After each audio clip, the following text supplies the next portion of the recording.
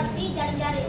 Nah, jadi jaring-jaring makanan adalah kumpulan beberapa rantai makanan yang saling bertumpuk tinggi. Nah, selanjutnya ada pun komponen jaringan makanan. Nah, jaringan makanan ini terbagi menjadi beberapa komponen. Ada komponen produsen, konsumen tingkat 1, konsumen tingkat 2, konsumen tingkat 3, dan dekomposer atau pengurai.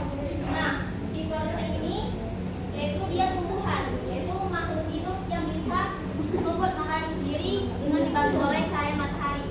Contohnya itu rumput atau tumbuhan-tumbuhan hijau.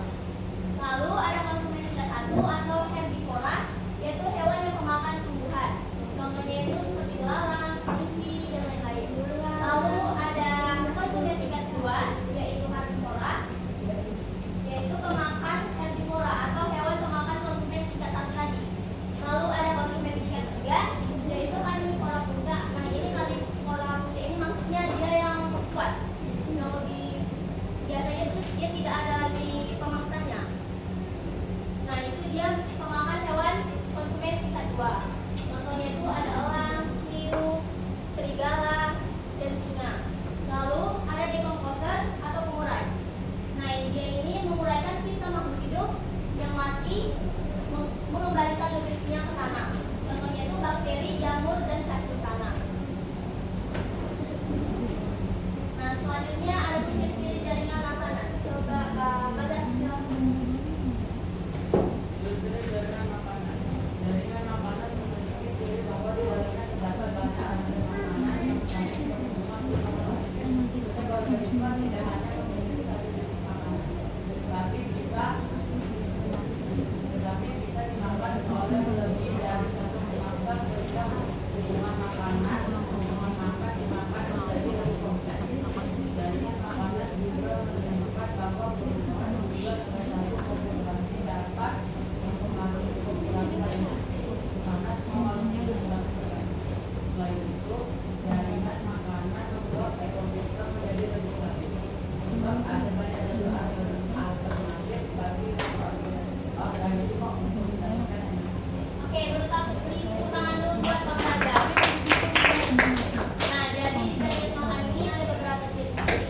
Yang pertama itu dia terdapat rantai makanan yang saling berhubungan satu sama lain. Lalu dalam satu organisme itu dia bisa dimakan oleh beberapa jenis organisme pemangsa lainnya.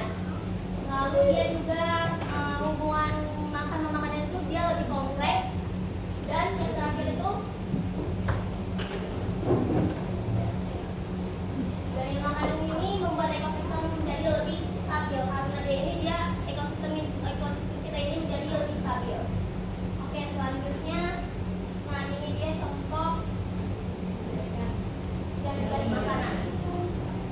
Nah, kalau tadi kan rantai makanan itu dia hanya lingkaran saja, dia hanya simple. Garis-garis warnanya tidak banyak seperti ini. Kenapa? Karena, nah ini contohnya ini tumbuhan dimakan oleh kambing, lalu kambing dimakan oleh serigala, lalu serigala dimakan oleh singa. Nah, di serigala ini tidak hanya bisa memakan kambing saja, dia juga bisa memakan si tikus tadi ini. Begitu juga dengan si singa. Lalu ada tumbuhan dimakan oleh tikus dimakan oleh burung hantu, lalu burung hantu dimakan oleh ular, dan ular dimakan oleh elang. Nah, si kucing hutan ini juga bisa memakan si burung hantu ini. Kenapa? Karena itu tadi dia di alam ini hewan tidak hanya memakan satu makanan saja, dia bisa memakan makanan yang lain. Oke, sini paham? Sesuai KPD, bekerja